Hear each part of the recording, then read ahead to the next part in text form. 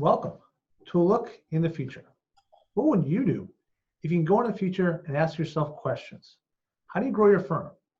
How do you transition to advisory services? And take the mystery out of what that term even is. Well, luckily for us, we can just ask the time traveler himself, Paul Latham, and learn the knowledge we need in our firms to evolve into advisory services and become the most relevant advisor to our clients. That's the key word. And Paul brings three amazing things with him. Number one, he's built a successful accounting practice in the UK, so he understands us accountants. In fact, he built his firm to an advisory powerhouse, which sold for $45 million in 2001. Number two, he's taken a business public, building to a market value in excess of $400 million. So he really understands what business owners need and value, and what we as accountants need to provide to them. And finally, as I said, number three, we luckily don't need to invent time travel. We can just ask Paul and learn from the transition he made 20 years ago in the UK into providing business advisory services. As the trend is here today, and firms of all sizes and shapes need to get on board with this. As always, I'm Garrett Wagner, your Entrepreneurial CPA Channel host, and I'm excited to be joined by the one and only Paul Latham of Hayden Rock Solutions. Now, Paul, after the most recent few episodes, we've had a ton of audience questions asking about this topic you and I both love, intangibles. And specifically, how does this impact CPA firms, which makes sense. Everyone wants to know, like, how does this apply to me first? So Given that, Paul, why don't you kick us off about how this topic of intangibles applies really specifically to firms today so they can transition into advisory services? Okay, yeah, will do, Garrett. Let me just get my screen up. By the way, apologies in advance if I start coughing in the middle of this episode. That's because I have a sort of really annoying cough. And so basically, as you said, recent episode, we talked about the history of competitive advantage and how we're in the era of intangibles. And it's very important that you use intangibles in creating your competitive advantage in the early 21st century. And then we went on to talk about the difference between gas and fluids and solids. And obviously, particularly the importance of creating solid intangibles. And as you say, we've had questions about how this may relate to CPAs, might impact on their CPA business. So I'm just going to take you back a little bit. Remember, again, in a previous episode, we discussed almost like thinking of creating boxes of service products. And an example might be most relevant advisor. You used that expression a couple of minutes ago, and the CPA wants to position themselves as most relevant advisor, and that's sort of their box of product. And you might say, if you're the CPA to your client, let me show you how this works. And there's an illustration there of how it might work in terms of creating virtual teams of experts, where me as the CPA is positioned at the center as the most relevant advisor. And that's fine, by the way, in terms of a presentation. But as we would say in England, it's sort of, it's just words. And there may be good words, they're intangible words. And in England, we'd probably call it bullshit. So how do you actually take those bullshitty words and make it feel a bit more real to the client? And this obviously takes a bit of thought. And I think CPAs can take that positioning then quite a lot further. And the place to start is to sort of think about, well, what are the weaknesses of most small CPAs? And I've just jotted a few down there, but their weaknesses are, on the whole, your 1, 2, 3, 4 partner CPA firms relatively are quite small. They lack depth of resource. Typically, those 1, 2, 3, 4 partner CPA firms are weaker than the local sort of bigger to medium-sized firms, and they survive through their strength of relationship, their trusted status, and probably to some extent the client's inertia to change. So what you're really thinking about here is, okay, so we've got this concept, it's words.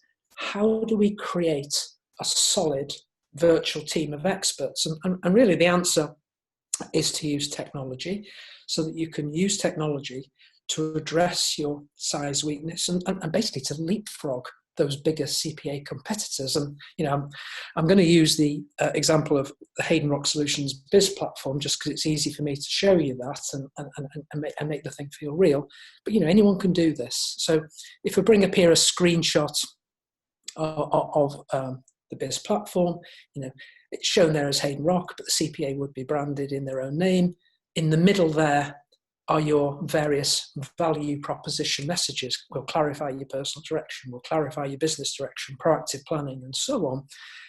But then an element of that, in terms of how we do it, is the expert zone. You can see there the little tab that says expert zone, and that expert zone is then positioned so that it becomes part of how the CPA brings the value proposition to life and helps them to actually look different. So if the client were then to go onto the CPA's expert zone, they would bring up a list of people. I mean, this is just a small snapshot. You can see, 10 names there. But that expert zone virtual team might consist of 70, 80, 90, 100 different experts. And the way it works is the CPA creates their tailored CPA virtual team in literally any combination to suit that CPA. It takes, I was going to say minutes, it takes seconds actually to create their virtual team. And what the CPA does is sort of create a virtual team by combining, there could be national experts, seriously expert people who work across the USA in solving spectacularly difficult problems or bringing real high value solutions. They could be regional experts that only work within a certain state or states or area of the USA. They could be existing local favourites that a particular CPA wants to add to the expert zone, people they already use, but sort of make that relationship, their relationship, more tangible to the client. And by the way, that's a big advantage for the local expert as well, because suddenly they're being advertised, if you like, on the CPA's website. And in creating this virtual team, what the CPA can do is showcase their depth of resource to the clients. As I say, there's no limit on the number of experts or the areas of expertise that they want to showcase. Typically it's 60, 70, 80, 90 experts.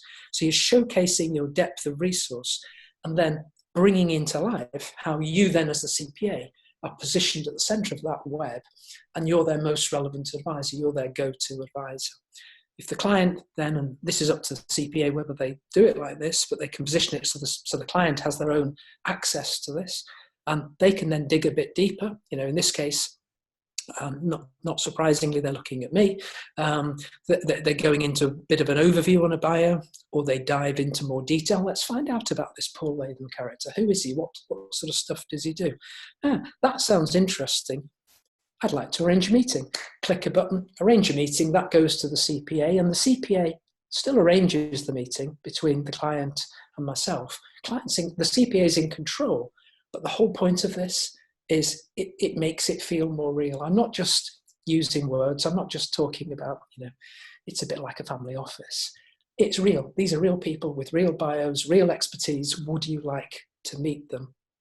And so basically what you've got here is it's all been built around a process that gives the client confidence and allows you as the CPA to showcase your intangible value proposition. In this particular case, it's the CPA expert zone.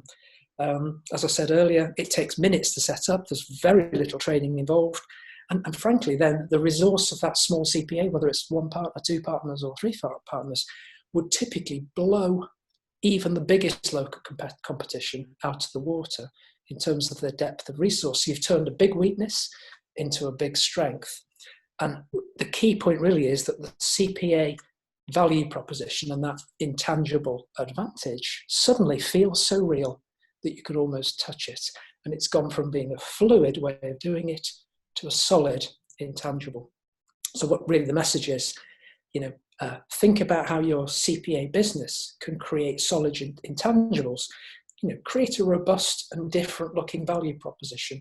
Take the opportunity to tackle your existing weaknesses, in this case, your relatively small size and limited resources, and let the process allow you to leverage and scale opportunities. And there's an example of how a CPA can turn their weakness into a strength and make that value proposition that is very intangible feel real.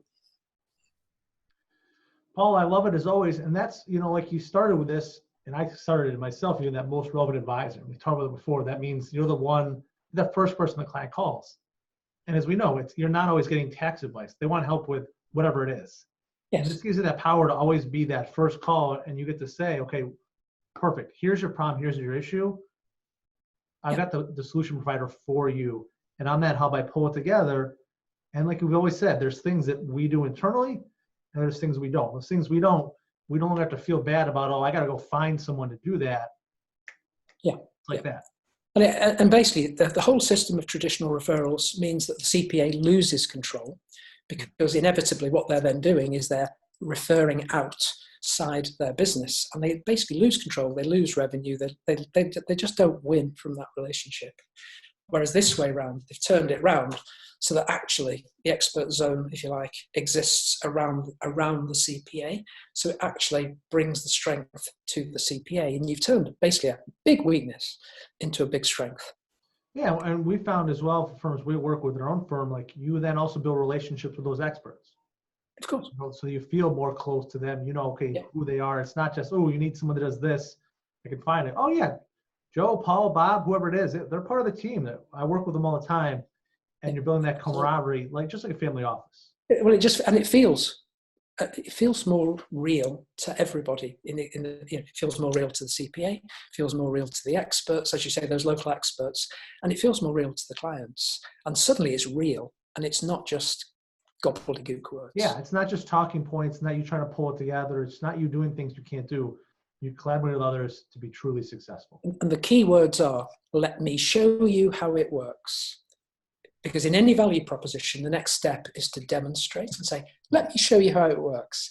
And when you demonstrate, suddenly you've gone from the bullshit to something a bit more tangible and a bit more real. Yeah, let me show you how it works, Paul. I like it.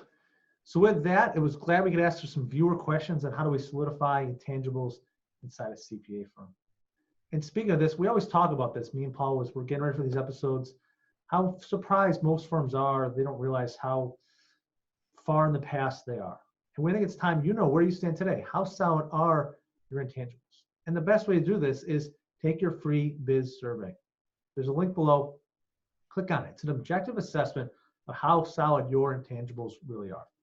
It's a special offer for watching the show. You can get your free biz results and a quick meeting with us to see where you stand. Like I said, I highly encourage you to take a few minutes and take that test.